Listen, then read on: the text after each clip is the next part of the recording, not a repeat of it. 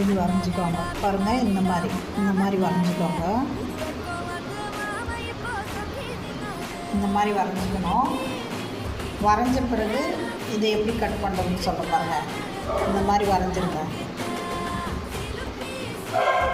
இதை வரைஞ்சிட்ட பிறகு முதல்ல வந்து இதை கட் பண்ணுங்கள். இதை வந்து முதல்ல மேலே இருக்கிறத கட் பண்ணிக்கோங்க.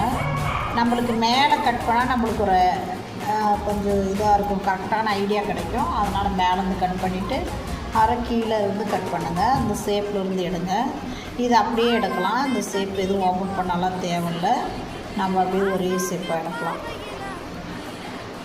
ஆர்ட் ஷேப்பு இதெல்லாம் பண்ணிங்கன்னா சூப்பராக இருக்கும். பண்ணி பாருங்கள்.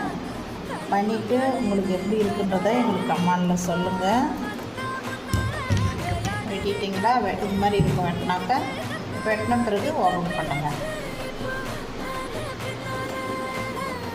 இப்படி வரும் ஆர்ட் ஷேப்பு. இந்த மாதிரி தான் நம்ம கட் பண்ணணும்.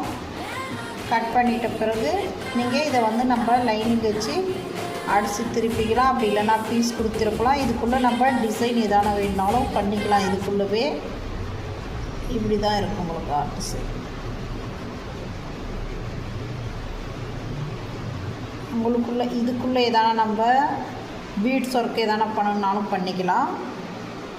இல்லை நீங்கள் எதனா பைப்பிங் கொடுத்து இதுக்குள்ளார ஒர்க் பண்ணாலும் பண்ணலாம். நம்மளுடைய விருப்பம் தான். நம்ம எப்படி லைக் பண்ணுறோன்றதை அதுக்கு தகுந்த மாதிரி நம்ம பண்ணிக்கலாம். பாருங்கள், இந்த மாதிரி தான் இருக்கும் ஷேப்பு. உங்களுக்கு பிடிச்சிருந்தா, இந்த வீடியோ உங்களுக்கு பிடிச்சிருந்தா கமெண்ட் பண்ணுங்கள், லைக் பண்ணுங்கள், ஷேர் பண்ணுங்கள்.